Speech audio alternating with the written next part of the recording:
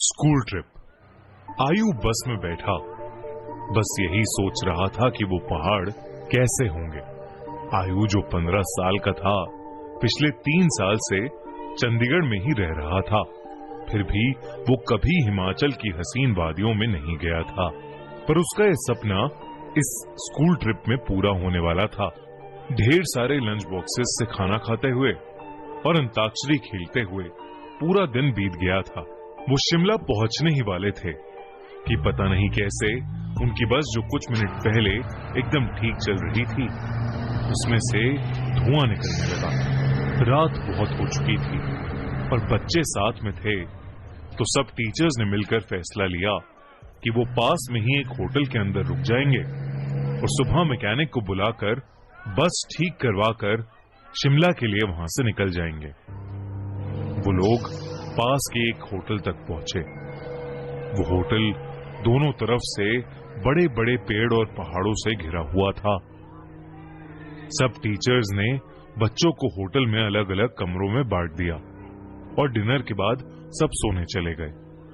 आयु को अपने 2 दोस्तों अमन और रोहन के साथ कमरा मिला था और वो बहुत खुश था क्योंकि वो दोनों उसके काफी अच्छे फ्रेंड्स थे। आयु, अमन और रोहन जब कमरे में गए तो कमरे की खिड़की से उन्हें जंगल के बीचों बीच एक झील दिखाई दी। उन सभी को याद था कि कैसे पिछली स्कूल ट्रिप पर रात में 2 बच्चे ऐसे ही झील पर निकले थे और वो स्कूल के सबसे पॉपुलर बच्चे बन गए। तो उन तीनों ने भी प्लान बनाया कि इस बार वो भी कुछ कारनामा करेंगे। उन्होंने सोचा कि वो होटल से छुपके से निकल जाएंगे और उस झील पर जाकर फोटो खींचकर वापस आ जाएंगे। जैसे ही होटल का गार्ड सो गया, वो तीनों निकल गए।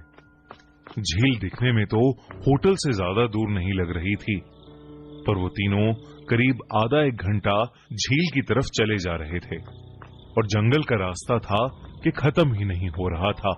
ठंड बहुत ज्यादा बढ़ चुकी थी और उस सुनसान जंगल में उन तीनों की ठंड के मारे हालत खराब हो रही थी।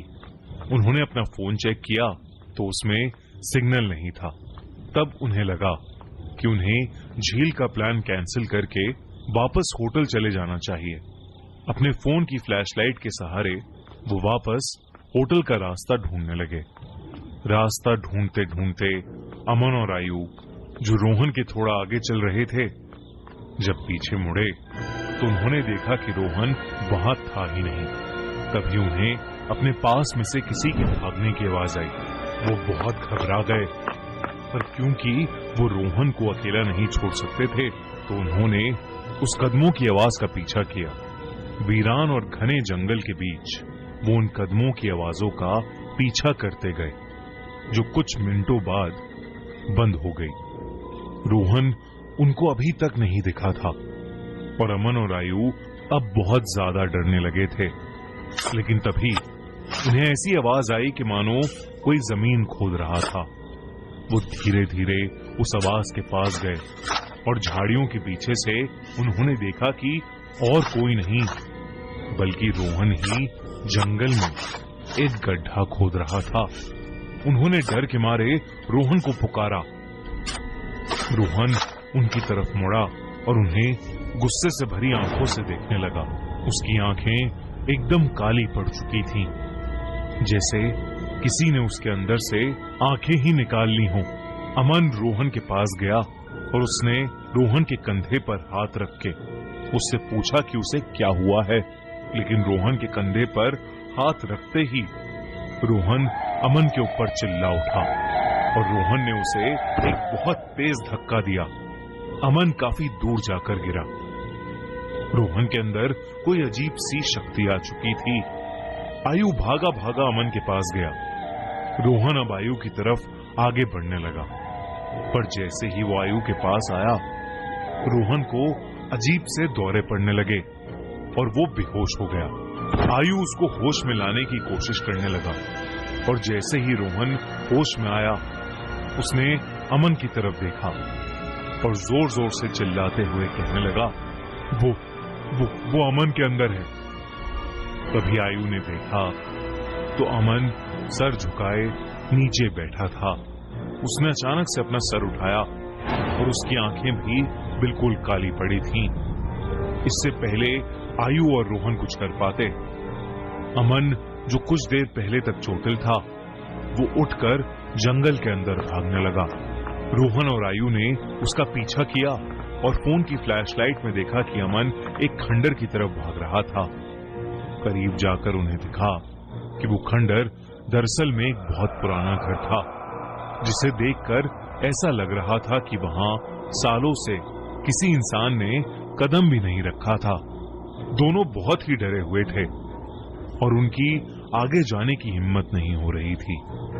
पर अमन को बचाने के लिए आयु और रोहन उस खंडर में घुस गए।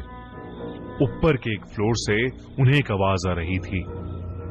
वो उस आवाज के पास पहुंचे तो जो उन्होंने देखा उस पर उन्हें विश्वास ही नहीं हुआ।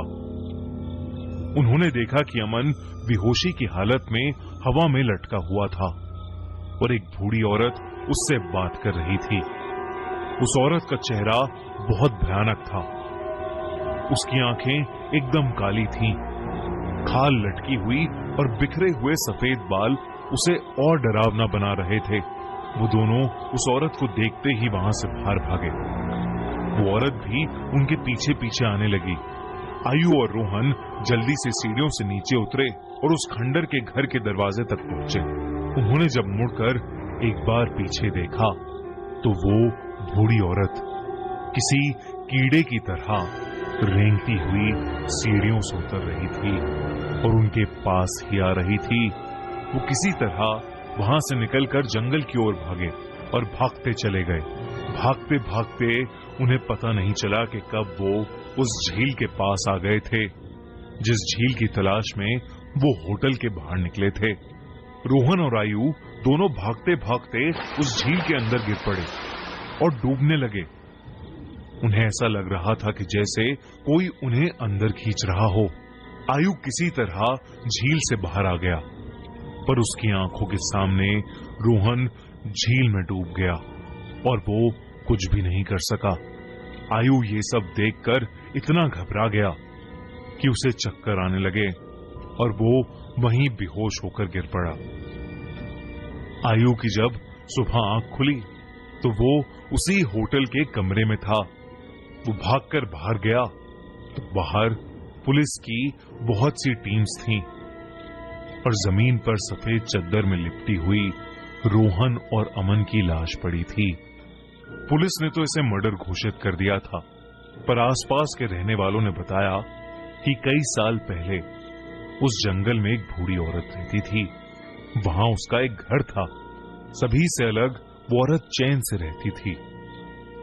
पर एक रोज उसके घर को कब्जाने के लिए पास के गांव के कुछ लोगों ने उसके साथ बदसलूकी की और उसे मारकर उस झील में फेंक दिया। तब से कोई भी इंसान रात में जंगल की ओर या उस झील के पास नहीं जाता। कहते हैं कि उस बूढ़ी औरत की आत्मा अभी भी वहां अपने बदले के लिए भटकती है।